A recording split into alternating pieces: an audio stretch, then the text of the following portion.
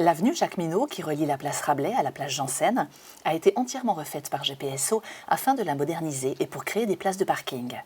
Les espaces verts de la ville sont intervenus pour créer des îlots d'arbustes, mais au-delà de l'esthétisme, c'est une réelle nécessité. Que le fait d'avoir artificialisé les sols pose des soucis, notamment en cas de pluie.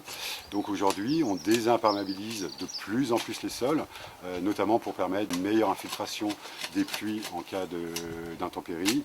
Ces îlots de désimperméabilisation sont ainsi créés sur l'intégralité de la ville à chaque travaux de voirie.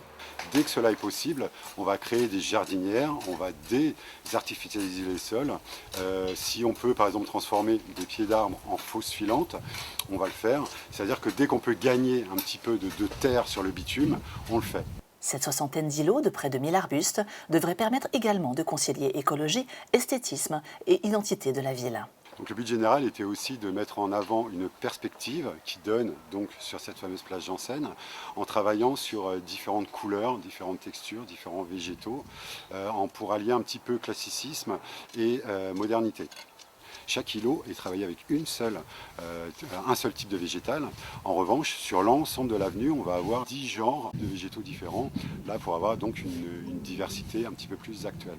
On est parti aussi sur des blocs carrés pour répondre aussi aux tilleuls qui sont taillés en plateau rideau au-dessus, mais aussi pour des facilités d'entretien.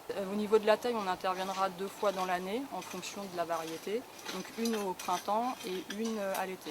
Donc chaque variété aura une hauteur différente pour jouer sur l'esthétique sur l'ensemble de l'avenue. Les arbustes ainsi taillés en bloc éviteront la pénétration d'animaux extérieurs tout en garantissant un abri naturel pour les insectes pollinisateurs.